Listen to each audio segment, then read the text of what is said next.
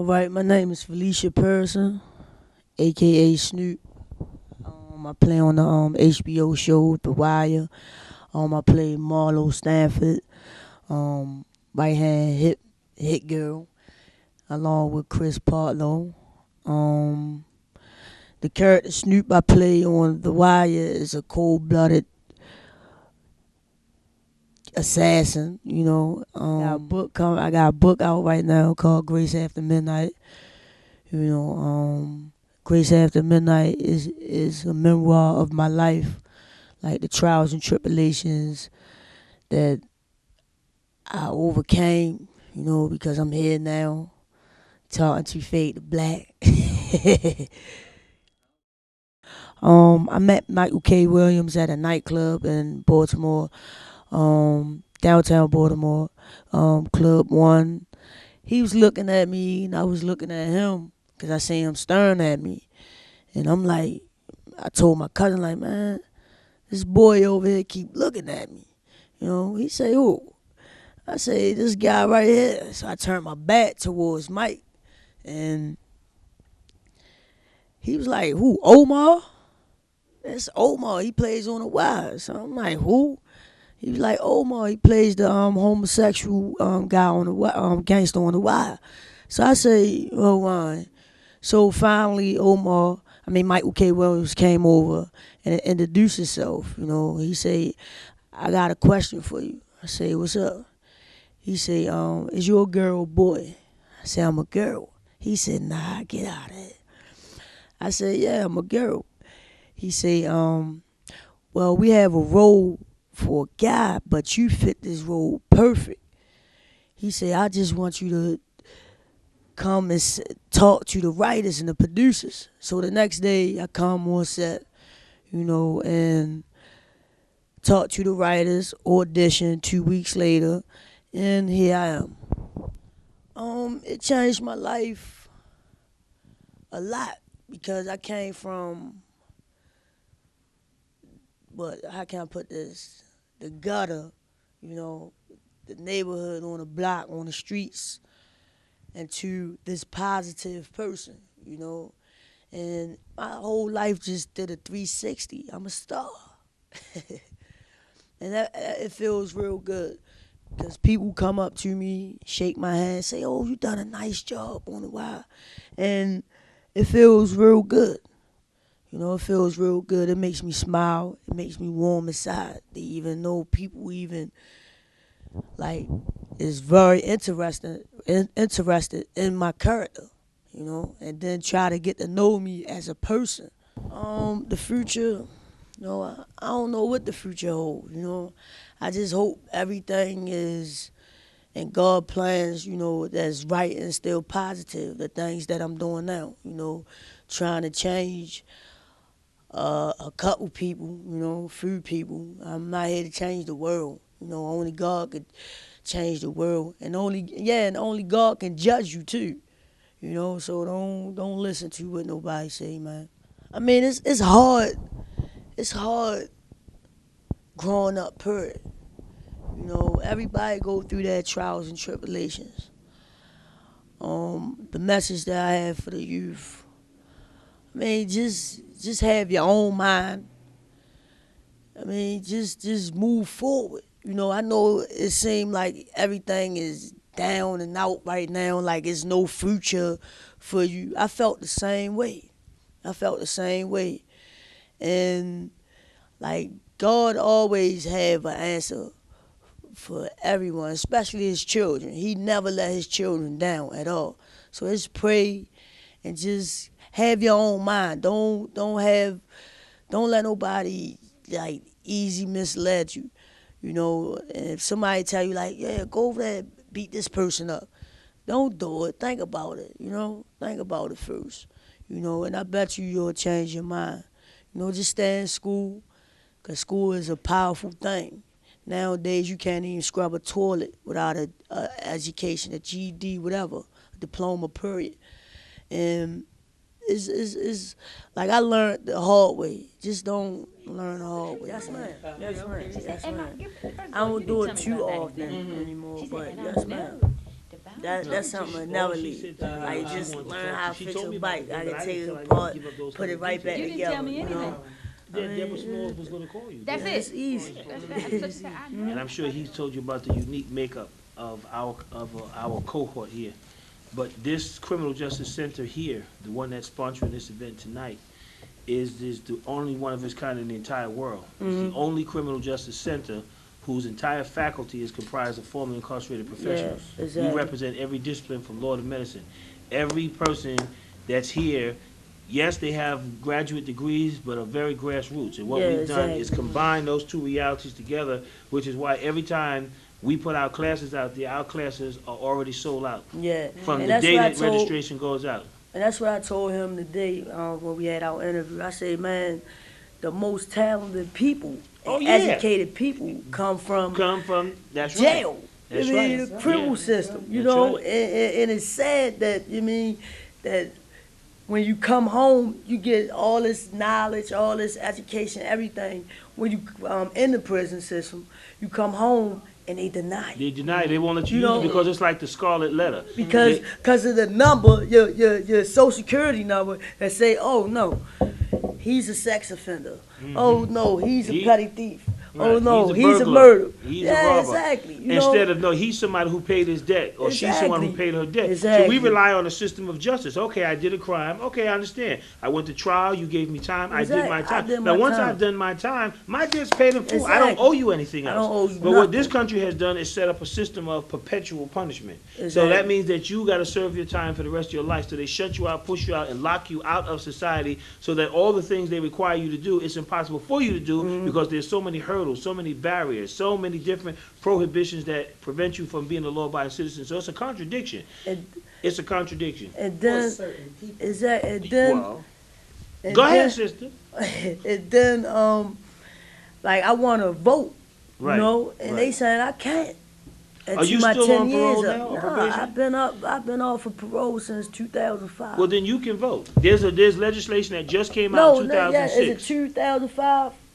I mean, but you off now. You can vote right now. There's new legislation that just came out that as soon as you're off parole, you can vote. You ain't got to go tell them nothing. Go down there and fill out your voter registration card. And I'm trying to get my record expunged. You know? In fact, you know what? Let me go over to my office and see. No, I'm serious. I'm going to go to my office right now and see if I got a voter registration card. And if I have one, I'm going to let you fill it out right now. We're going to drop it right in the box. All right. Yo, you can vote. Let me go and see if I got a voter registration card in my office. I'm playing, okay? Yeah. Let me bring one. No, they say 10 years. Everything is. No, I mean, but it's not a self-defense law in Maryland. Okay. You know, so I had to go with second degree. Right. So it's no self-defense. The woman went off on you. She tried to hurt you. It was either you or her. I mean, but they don't. How they could do that to you and give you that. They don't care, man. You committed a crime, so you know you have to deal with it. You know, and I accepted that. You know, I wouldn't. You mean you sit there and say, "Oh yeah, I did it." You know, I wouldn't be here. But you know, I mean, that was just the worst part of my life. You know, and people would ask me like, if you can go back, you know, what would you change? I change that. You know, I change that. But then I look at it, I be like, wow, like if I ain't do that, where would I be? Because I was already on a road of destruction, you know, so I'd probably be in the ground, you know, or probably worse than the time that I got, you know. I'd probably be in the ground or probably sitting in somebody's jail cell with life, you know. So, I mean, everything happened for a reason. God has a plan, and his plan is wonderful. You know? How did you come up with the title? Your book, Grace After Midnight. Grace After Midnight. Grace is right now what I done, you know, overcame everything. So it's just the Lord just shining his light on me so bright, you know. And midnight is like everything that I done seen since I was little. You know, everything darkness almost died 2 times. That's darkness. You know, and God brought me back from that. When you walk outside my neighborhood, when it's nighttime, that's when everything goes down.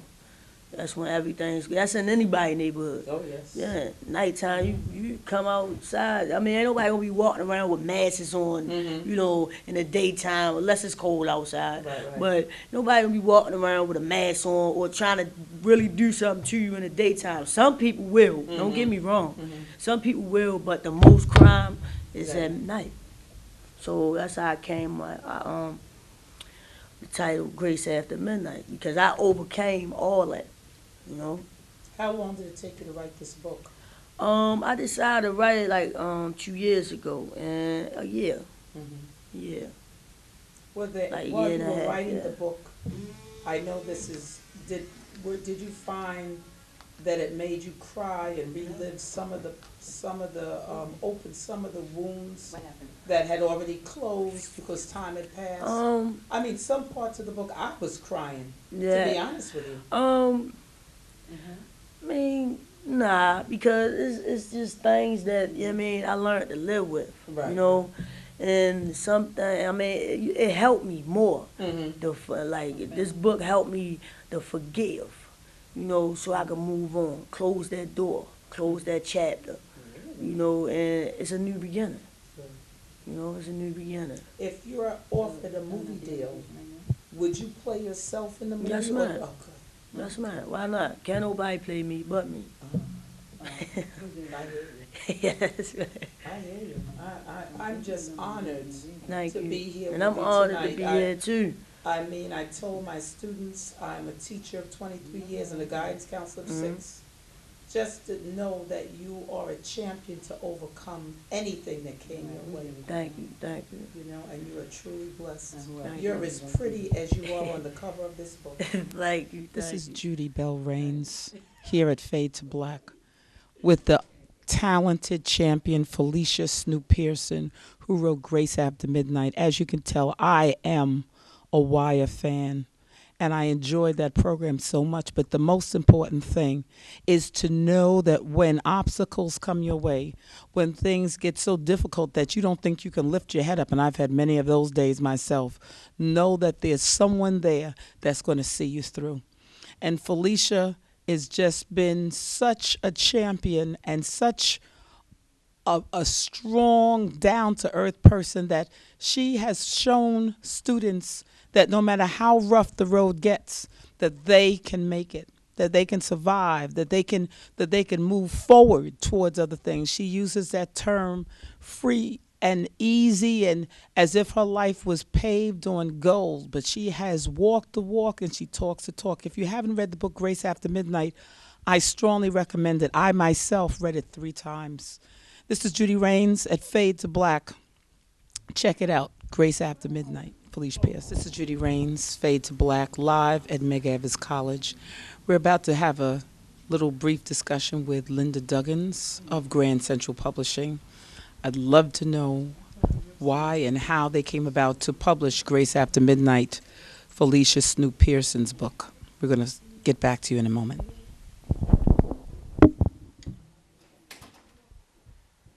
Today with Mrs. Linda Duggins of Grand Central Publishing. Ms. Duggins, could you tell us something about Grand Central Publishing? Grand Central Publishing is a commercial house. We publish very high quality, high-end fiction, nonfiction, celebrity books, health books. We publish Grace After Midnight by Felicia Snoop Pearson. We publish all kinds of books. We're one of the bigger publishing houses, Hachette Book Group. What other projects does Grand Central Publishing take on? Well, we're currently in, publishing works very, very far in advance. So right now we're working on Spring '08, Summer '08 titles that are in production and ready to hit the press as soon as possible. Do you perceive another book by Miss Felicia Pearson? We hope so. We have really no idea. The book literally just hit the street on the 1st of November. So. Do we know how it's doing so far? Not yet. It's a little too early to tell. Okay. What would you like to tell us about how you got involved with Grand Central Publishing? Wow. The long way. This is my second career. My first career was with IBM. Spent 15 years at IBM. And co-founded the Harlem Book Fair. From the Harlem Book Fair, met a lot of folks in the publishing industry, and met quite a few of the marketing, advertising, and all kinds of folks from Warner Books, which is now Grand Central Publishing. Oh, I didn't know that. But they just recently changed their name, and why did they change their name? Time Warner sold the Time Warner Book Group Okay. to Hachette Books. So we became Hachette Book Group USA. Okay. What recommendations do you have for anybody that wants to go into publishing? Please do, especially folks of color. Publishing is very, very, very white, and I think it's very important for us to be represented, all colors, multicultural, but specifically people of color need to get into the publishing industry. We, I think, owe it to ourselves to speak about who we are in our own voices with our own words. So we have to be present. Is it hard to get into the field? Is there special training that's involved? Well, there are certain certificate programs, and like NYU and City University, they do have specific programs, but I think you have to have a desire to do it. I didn't have any special training to be in the industry. I happen to love books and in the right place at the right time. Well, thank you. You're welcome. Thank you very much. Thank you. That is Linda Duggins with us here at McEvers College for Fade to Black. This is Judi Raines saying thank you. We're here today with Flawless, and he's going to tell us something about what he's into today. Flawless? How you doing? Go by the name of Flawless from Brooklyn. Upcoming rapper that's, doing this thing out here. But I'm here to support Snoop today. Her book and all that. That's all. Just here to show a little love, I got a mixtape out right now. It's in most of the stores out, any record store you got from downtown, Queens, the Bronx, like the 5-borough area. It's out right now. It's called Money Make Money. It's in the stores. I'm on all the DVDs, mixtapes, and all that that's, out right now. So I'm doing my thing, but right here, right now, I'm here for Snoop. That's my homie, All right. Okay. Do you visit schools? Do you ever go? Yeah, we get shows, like colleges and all that. I'm trying to do something upstate right now coming up. Very good. How does the movie scene or the possibility of doing something on television? Well, that's everything is all good. I'm not down in it. Right now I'm working with the music, but you know how that go. Everything connect with everything. Just like movies, it come with a soundtrack. So I might lead into that, Is there any particular person in the music field that you really respect or kind of was a motivator? Well, there's a lot of dudes. It's too much to name, but there's a lot of them, You got to be a fan to do the music anyway, I'm not just going to sit here and tell you I just listen to me all day. I'm definitely a fan, That's how you prosper yourself. That's how I keep going on. I listen to me. I hear other people and hear their perspective of what they, what they going through and, put my little story out there. Do you have any plans? Everybody seems to have a clothing line coming out. Do you have any plans in the future of putting out any clothing line? Clothes. I'm a fashionable dude, so I could see. I might get with the clothes. Ain't nothing wrong with that. Like 7 to 8 years. Been around a lot of dudes that was doing it, so I just put my foot in it. It sound familiar. Because, like, when you're in that game, it's good for you to know that, too, the artist, too. Like, because when I'm in the studio, say my engineer can't make it, and I got something that's in my mind that I want to get down right there. I know how to record myself, so it's good for an artist to know that, not just know how to, get in the booth and talk what he talk, but just to know the, engineering and all that. So do you have any shows coming up? I got a couple shows. I got a show in Miami coming up, but we trying to get the college thing going. I got something in Binghamton I'm trying to get down right now. That'll be good.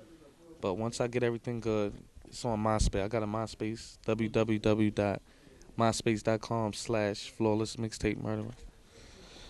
So they can hit me on that. I got all the shows and all that lined up on there. All right. But today,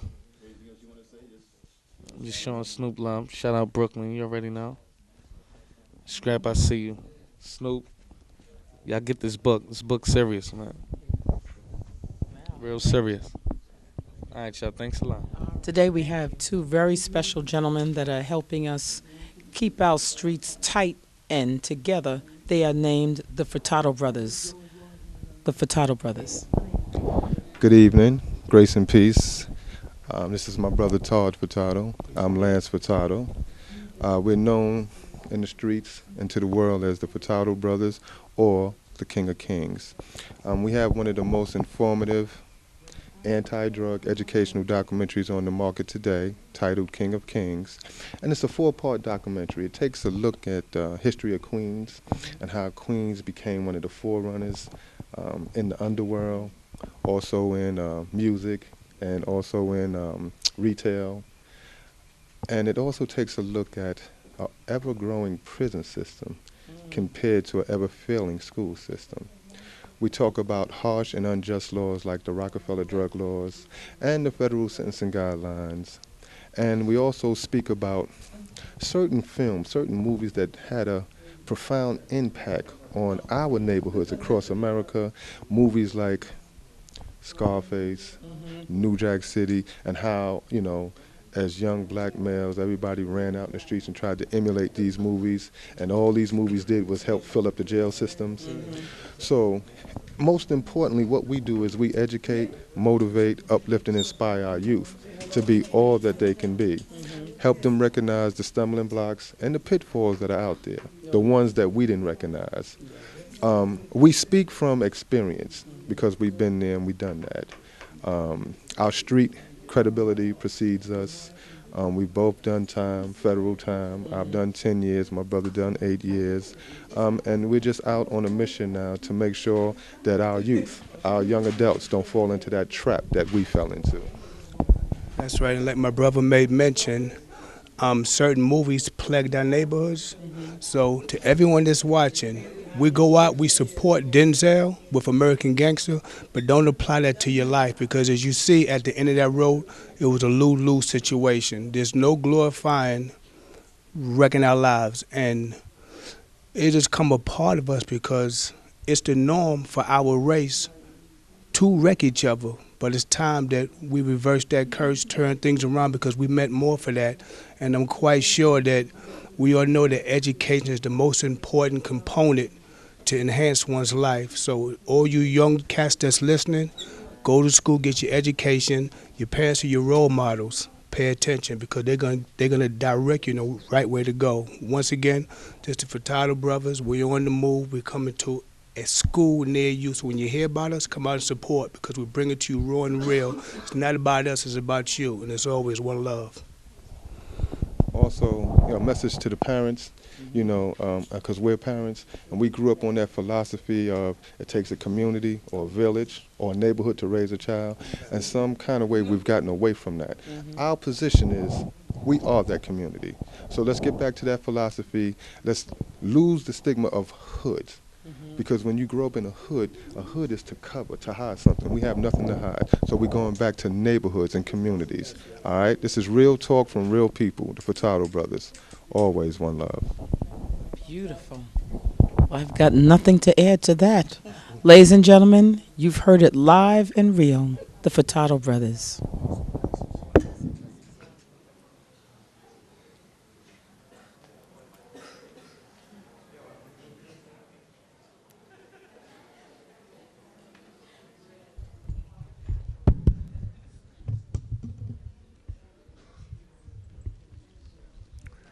Good evening, ladies and gentlemen, brothers and sisters. Before we get started, and we're running a little bit late, we do apologize for that. But before we get started, could we get everybody to move over to the middle aisle, please? Or you sisters over here, slide on over. All the brothers and sisters on that side, slide on over, please. Thank you. And all y'all in the back, come on up front. Let's get cozy. Let's get together.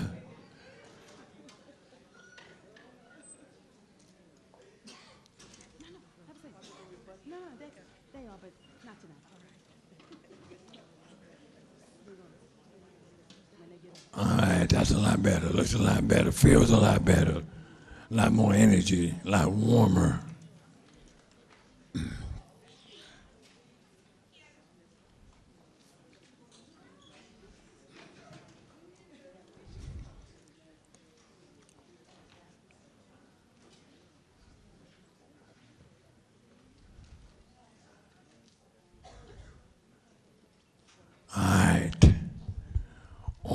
On behalf of Medgar Evers College, Center for New Leadership on Urban Solutions, our president, Edison O. Jackson, I'd like to thank all of you for coming out tonight. I know the weather is a little inclement and cold, got real cold all of a sudden, but thank you all for coming out. Hopefully, we'll be able to do this again on some regular, ongoing basis. This is the second of our challenge forums that's put on by the New Leadership Policy Group here at Medgar Evers College. And as you know, the Center for New Leadership and the New Leadership Policy Group is comprised of professionals, all of whom have spent time in the criminal justice system and who have come out do some meaningful, positive kinds of things. What we're doing tonight is a kind of a first for Medgar Evers College. We're bringing together some young people, some young artists, some people who are out or in the community and who understand their responsibility to the community as well as to themselves and to their fellows. I think we've got a really very exciting program. I'll tell you a little bit about it. We're going to start off with a hot, young, hip recording artist, Saigon. Many of you may know him from his mixtapes. Person who spent time in the prison like all of us and who's come out, who's doing some really incredible things. He's going to talk to us a little bit about a group that he's brought out of the prison with him called the Abandoned Nation. Some of the work that they're doing, particularly with young people who are the children of parents who are incarcerated. And then we're going to have a dialogue, we're going to have a conversation between our featured person for the night, Felicia Snoop Pearson, who is a television star, soon to be Hollywood movie star, all around good sister, who herself spent a considerable amount of time in prison and who came out, and many of you may remember her, will remember her from The Wire, HBO acclaimed hit TV series. She's going to tell us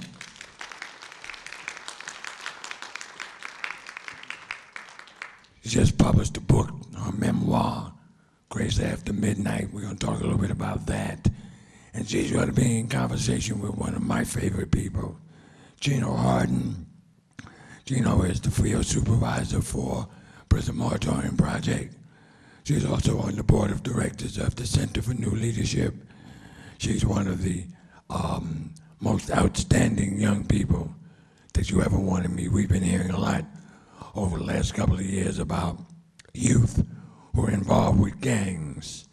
And Gino does youth gang involvement work. She runs workshops and training. She's an activist. She's an advocate.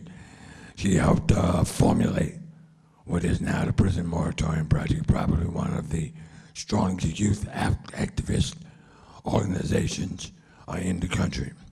So, on behalf of Medgar Evers College, we thank all of you for coming out. We're running a little late, so without further ado, I'd like to first bring to the stage my man, hot as beans with butter, recording artist, Atlantic Records, Abandoned Nation, Saigon. Let's hear it for Saigon.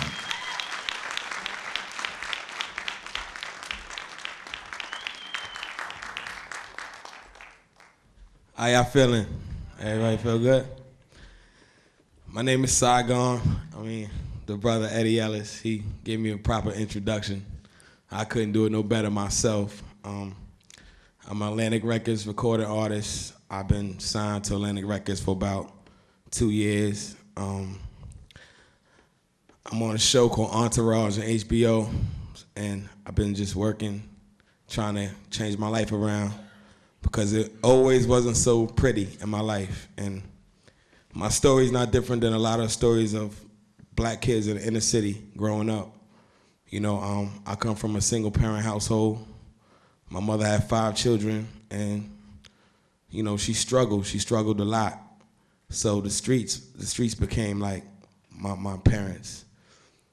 My mother couldn't really focus on me and 4 other children at the same time. She had literally infants. By the time I was 11, 10, 11 years old, I was hanging out in the streets till 3, 4, 5 in the morning. And older people used to be like, yo, what you doing out here so late? Boy, shouldn't you be home? And, and at the time, I'm looking at it like, man, you ain't my mother. You didn't tell me what to do. And now, when I see kids out this late at night, I feel myself doing the same thing. I see a kid who's 12, 13 out at 12, 1 in the morning. I'm like, boy, you ain't got no business in the street at this time. And yeah, it's real. It's real. And now I understood that the people who was doing that was telling me something good. And at the time, I just thought they was preaching. I just thought, that's the thing that old people do. They just feel like they older than us and they know everything, so they talk down to us. I caught my first charge. I remember it was for throwing rocks at somebody's car. Cars would drive by and we would like hit them with rocks and run. A lot of game, I'm sure a lot of the boys in here played when you was young. And that was my first time ever getting into the system. And what they had this court. It was a juvenile court system they brought me to. I must have been about 12 years old. And everybody in the court was young. Like my lawyer was like 16. The judge was like 16. The DA was like 16. It was youth court, actually, but they really playing with my life. And my sentence was I had to write an essay on why it was wrong to destroy other people's property. But one thing I noticed in retrospect, looking back in hindsight, it was like they were preparing, whoever was the parents of the judge and the lawyer, these kids, they were literally preparing their kids to be tomorrow's prosecutors, tomorrow's judges, tomorrow's lawyers, while I was tomorrow's felon. And they actually were preparing their kids to be this. And sure enough, that's how my life really turned out. When I was 15 years old, I caught an attempt murder case. I shot 2 people, and I ended up going to prison for a long time. And every day I was in there, all I seen was black and brown faces, and I always drove back to that young youth court. Like even when I was fighting my case, I look at the DA. I'd see the DA and my public defender, having jokes, laughing with each other, and I'm like, this guy's trying to send me to jail, and you guys are sitting there joking, laughing like it's a game, and this is my life.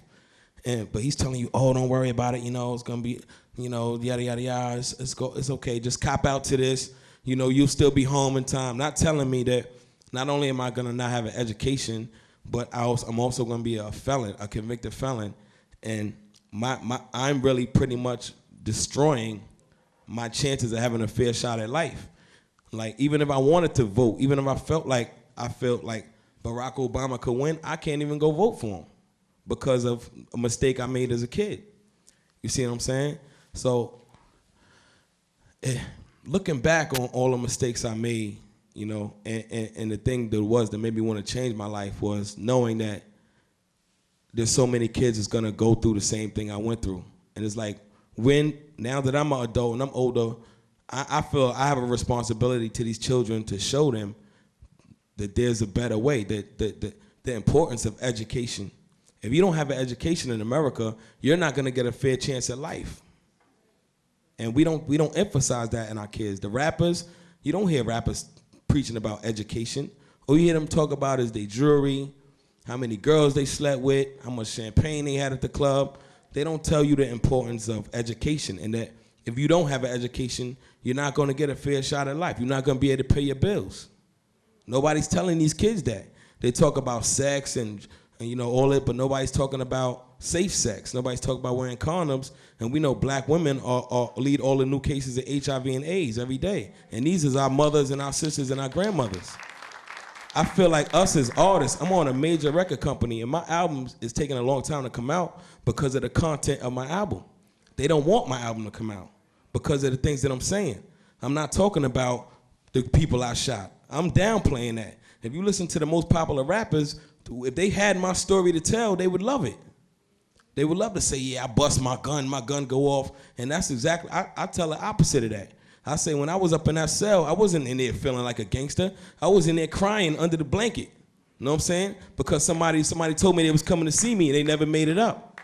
Do you know what it's like for somebody to tell you, yeah, I'm coming to see you. Yeah, I'll be up there this week. You got your new greens, you ironing them, you getting all fresh. You think you ain't been on a dance floor in 3 weeks. You coming down, you sitting there waiting, and they never show up. Every time the phone ring, you like this. Ring Johnson, and your name is Smith. Everybody, no mail. None of, I'm sure Snoop can relate. I'm sure Chino, we all, Eddie, you know, Sharif. We know what that feels like, man. You know what it's like for somebody to tell you to go to bed? Somebody who's younger than you? It's a young white kid who got this job, fresh out of school, and he goes like this, Karenar, go to bed right now. And under your breath, you're like, but you're not gonna say nothing. All that tough guy shit go out the window. But you a gangster, you a thug. Where's the thug at now? It all goes out the window. So it's a big facade that we teach our kids, and it ain't real. No, and unfortunately, rappers have replaced the black father. It's so unfortunate, but they have replaced the black father because in the rappers that's out there right now, they're not teaching these young boys how to be men. I can't remember the last record, not probably since KRS-One when he was hot, which was over 10 years ago, where there was something conscious or something validity in something that was worth listening to in rap music. When this is so popular and it's $1 billion industry and it's all over the world. And this is black music.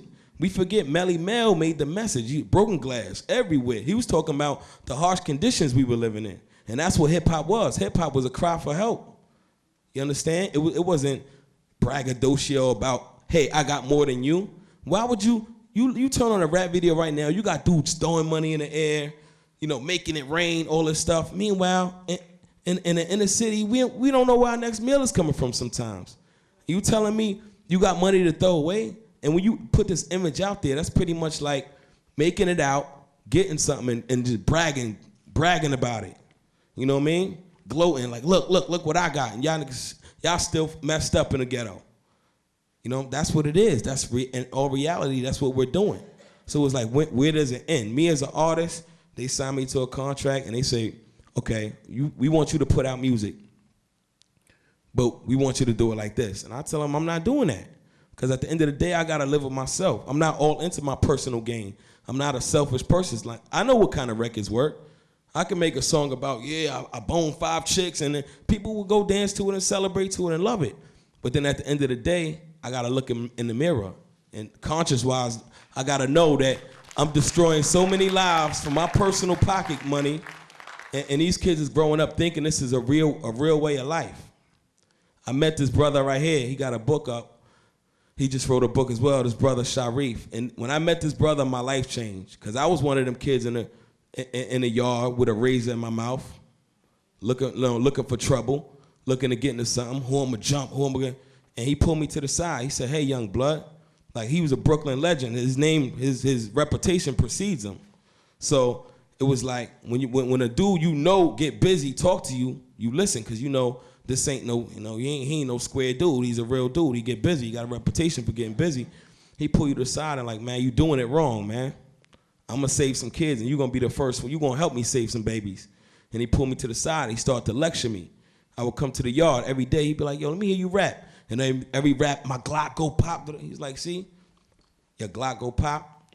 And I'm looking like, yeah, you know, my Glock go pop. He's like, see, that's why you in here with me, man. Don't you see something wrong with that picture? And I'm like, yeah, you absolutely right. And as I started to write, he started giving me books to read. And as I started to write, I started to incorporate some of the stuff I was reading into my rhymes. And you know, I got so good at it that it was like, okay, I know I could write. I got the skill to write a poem, but now I'm gonna put some validity in my music. And I noticed as I started to develop as a rapper, and I was incorporating some of these things in my music, that more people wanted to listen, more so than when I was saying my Glock go pop, because everybody's saying that. But when I was writing rhymes about, you know, Nat Turner and about Sojourner Truth and Harriet Tubman and about, you know, the transatlantic slave trade and how the prison that we were in was actually a part of genocide, and actually you look around and every face is black or brown. And we don't do all the crime. You telling me we do all the crime? We don't make up a third of the population, but we make up 85% of the prison population. It don't add up. It wasn't adding up. So, you know, he had a group called Resurrection, which I came to find out Eddie Ellis was actually one of the dudes who started Resurrection. And I was about 17 years old, I'll never forget. he taught me this thing called the three-phase theory about how we can economically, black people could get unity. Because one of the reasons why we don't have unity in our communities is because, you know, we look at a person's class. I can have money. If you broke, I think I'm better than you, even though we both black. You see what I'm saying? People who make it out the hood, they don't come back and try to pull other people out. They be like, we rubbing elbows with the Peggerwoods. We don't care about what's going on. We getting far away from that as possible. And like I said, the ones that do go back, they go back to gloat and show off what they got. See what I'm saying? So he started showing me this. So by the time I was 18, we were maximum security prison. I was in there with dudes 200, 300 years to life. Dudes who was never, ever, ever coming home. I eventually started to teach the class. I was 18-year-old teaching 30-year-old dudes with 200 years. And they sitting there holding on to my every word. And at the time, I was like, yo, I have a real gift to reach out to the world. So I remember one day, Brother Sharif was making a speech, and he said something about we are the abandoned nation, and it just stuck in my head. And when I went home, I was like, you know what? I'm going to take that, and I'm going to incorporate it to my everyday life. And I started Abandoned Nation Foundation, which is a nonprofit organization where we take care of, we teach the importance of education of people of incarcerated children. You know, we get them trips to see their families up north for free. We bring them to the studio, bring them on trips, and let them know, like, because prison is designed, when you take the father or the mother out of the household, you mess up the family. Then the kid grows up resenting that parent who's not there. Like, you left me. You wasn't there for me. I don't mess with you. So what we do is we try to tie in the family unit together by, even if it's giving them a pair of sneakers on the first day of school, like, yo, this came from your pops, or this came from your moms, or giving them books, school supplies, any little thing to be like, yo, to keep that, or bringing them to see their mother, keep the connection there and the communication there. And we teamed up with this guy named Terrence Stevens, and we formed In Arms Reach. Yeah, Terrence T. Wills, good brother. And we announced In Arms Reach Abandoned Nation, and it's growing. We got like football players, billionaire music execs, everybody's coming and they lending their support. Fat Joe, Carl Banks. You got a lot of people coming to lend their support to and it's growing and growing every day. It's growing and growing. So I'm a testament that, you know, all you gotta do is try to apply yourself, and you can make a difference with your life, man. Because I easily could have took that route and stayed being influenced by people in the street that I looked up to, and all the negative influences out there. But I said, you know what? I want to be one of those older people that make a difference. I want to be somebody that when I die, you know, we celebrate. I was looking at this picture right here, and I'm like, look how young this brother was when he died. But meanwhile, his face is on that wall, and this school is named after him because of the life he lived. He didn't even live to be that old. He didn't even make it to 40. And you see, we sit here and we still celebrate what he did in them little 30-something years. Feel what I'm saying? Because how he lived. So I'd rather be remembered for taking a stand and trying to make a difference in the betterment of our children than people look back and say, oh, that dude made a lot of money. What did he do with his money? He kept it in the bank, but he had it. It don't make no sense. And I just feel like, I'm not gonna take up no more of your time. I just feel like us as adults, everybody in here look like we at the age where somebody looks up to us. I just feel like we got to lead by example and continue to be positive people, and we can make a difference in the world. Peace.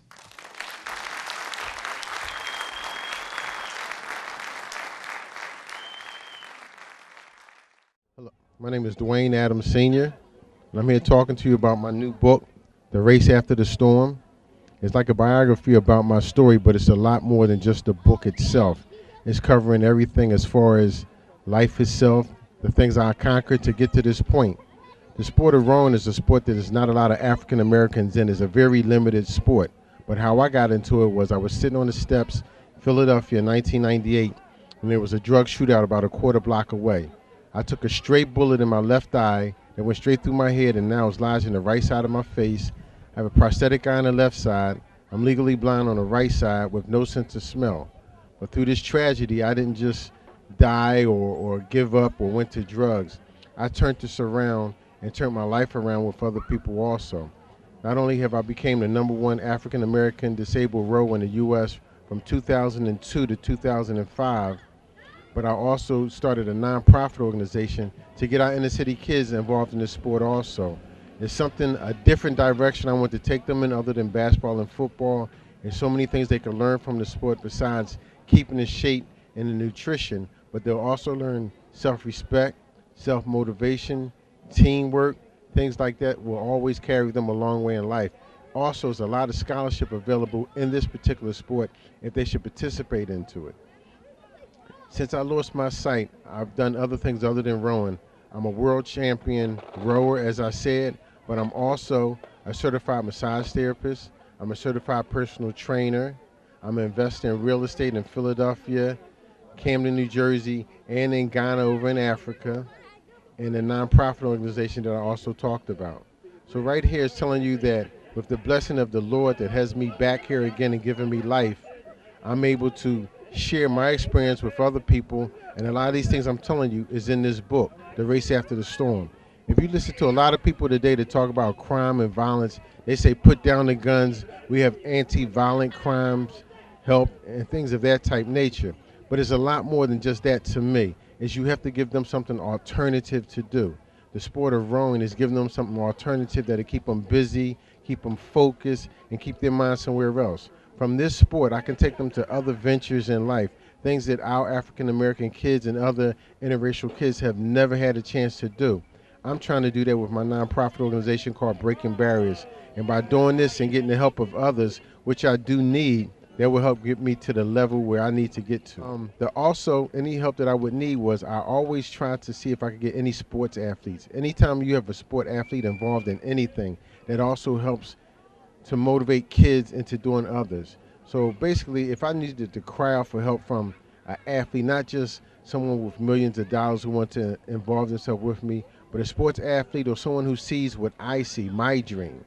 It's the Roan organization in Wilmington, New Jersey. It's called WYRA, W-Y-R-A. The husband and wife who owns the organization, they see so much in me working with them in 3 weeks that they wanted to send me to Miami to be licensed as a coach throughout U.S. Rowing League. And U.S. Rowing is like the biggest rowing organization who covers the Olympic rowers and everyone else also. So being licensed through them would be an honor to me. And I've been rowing for 9 years, and I can honestly tell you, I have never seen an African-American coach on the water training anyone to row. None at all. If I'm one of the first, which I know I'm not, but I want that challenge to be one of the first or current African-American rowers out there. And my whole dream is not only to get these kids off the street and the violence and everything else, but if I could get the first all-black rowing team to the Olympics, that'll be an honor to me. Even if we didn't place, just getting them there, there'll be accomplishments to me, to them, and everyone else that comes up afterwards. So if you can buy the book, I want you to buy the book, read everything in there. If you can contact me, I would love you to contact me to see how I can help you and you can help me to pursue anything that I'm trying to accomplish, to help the youth to accomplish, and that'll make everything a better world for us to live in. The Race After the Storm is my very first book. And basically, I wasn't sure if I was going to write a book or not. I had no intentions of writing a book, but a friend of mine was saying that my life story was so great that it should be put into a book. And I thought about it, and I started typing one day, but I typed maybe about 5 to 10 pages and I stopped. A friend of mine told me about a publisher, Black Girl Publishing, based in New York City, who would help me to get my book printed up. So I contacted the publisher. She told me exactly what I needed to do, how to go about doing it, and I would spend many nights. I would probably start maybe in the afternoon and type a couple hours, but then 10 o'clock at night would come and it's a lot of downtime for people. I would get on the computer and I would start typing until maybe 2 a.m., 3 a.m. in the morning until it was pages and pages of information. And then I submitted that in, and now the book is published.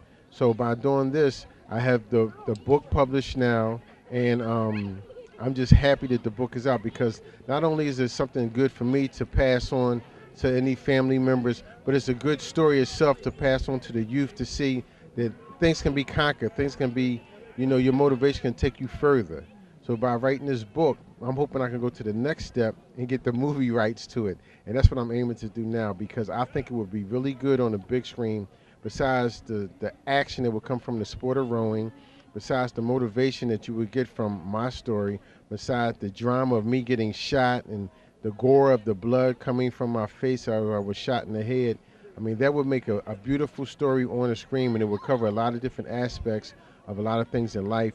And I think our youth and adults would be able to relate to something like that that would be very helpful for our community. My book was published, the first date of my book release was July the 22nd. I was at the Harlem Book Fair where I didn't even see my books. I seen the original copy, but I didn't see the finished copy. And I carried my actual box of books to the stand as we were setting up. And I looked at the box, I opened the box, and after I opened it up and looked at it, I seen my book, the glossy cover, my picture on the front. I mean, I never thought to this day that, you know, something as tragic as me getting shot and almost losing my life will come into the day where I'm so happy to see me publishing my own book and being happy to see it out there. When I first got it published, I had 80 copies that was published.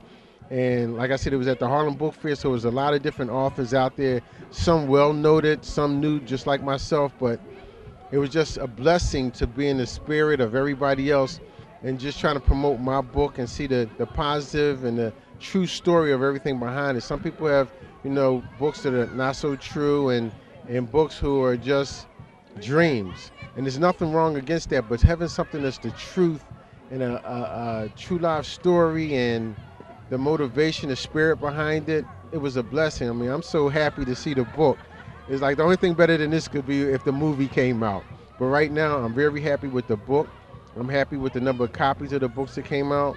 And hopefully I can get people motivated to not only just buy my book, but just see that you can do your own book. You can. These are the things that I'm talking about in the whole when I say the things I went through. I've done things that I never thought I would do before. I never thought I would be a world champion rower. I never thought I would be in charge of my own nonprofit organization. I never thought I would be an author of my book. These are things I never thought I could do. But I'm motivated, I'm pushed, and I pursued everything. And these are things that you can do also. And that's what I mean when I say helping our youth, help them to see there's things you can do other than basketball and football. And once again, I'm not knocking those sports, but there's so many other things out there. You could be a publisher of a book. You don't have to be the president of the United States again, but you can do your book. You can play volleyball. You could do rowing. There's so many different things out there that our youth and adults can do. It's just don't be afraid. Just pursue it. Don't be scared. Just pursue it. Just say your prayers. Just go out there and pursue these things you have to do, just like I did. I'm 47 years old. I started rowing when I was 38. I lost my vision when I was 38. But I didn't stop. I have done more from the age of 38 to 47 than I did in all my previous years. And I mean, I was a good man before. I didn't do no drugs. I wasn't running the streets. I didn't down women or anything like that. I was a very decent man who worked every day. But since this bullet entered my head, I have a change so positive and so driven that I used to call it the Michael Jordan syndrome. Because you see, when Michael played ball, he had that drive. He never gave up. He wanted to win, win, win. Well, I have a drive like that in me, but it's not just to win in selling my book. It's not just to win in making money. It's to win in life. And that's the hardest thing right now, because so many people are losing lives over simple things. And not saying I'm the answer, but I think I'm a very good start because I cover so many different things. I think the start can definitely start here, but I need your help. I need any help from any source, any kind. Contact me, reach out to me, buy the book, feel what I feel my energy, and hopefully that'll get me to the point where I think everyone should be at.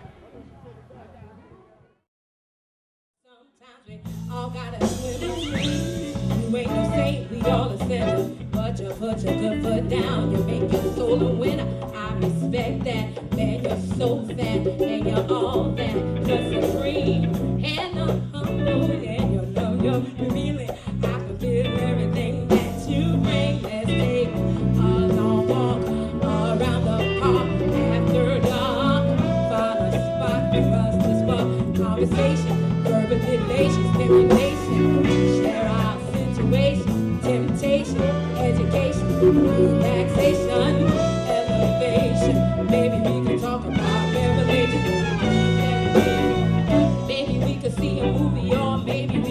see a play on Saturday. Maybe we could roll a tree or feel the breeze or listen to a symphony, or maybe chill and just be, or maybe we could take a cruise and listen to the roots, or maybe eat some passion fruit, or maybe cry to the blues, or maybe we could just be silent. Come on, let's take a long walk around the park after dark. Find a spot for us to spark conversation, current relation, stimulation, share our situation, temptation, education, relaxation, elevation. Maybe we can talk about something entirety.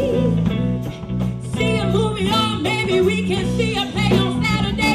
Maybe we can roll a tree, or feel the breeze, or listen to a symphony, or maybe we can chill and just be, or maybe we can take a cruise and listen to the roots, or maybe eat some passion fruit, or maybe cry to the blues, or we can be silent. Come on, let's take a long walk around the park after dark. Find a spot for us to spark conversation, for a relation, stimulation, share our situation, temptation, education, relaxation, elevation. Baby, we can send the nation. Come on,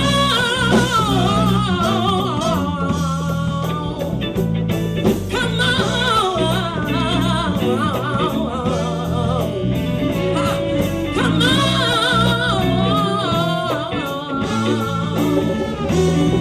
come on, yeah,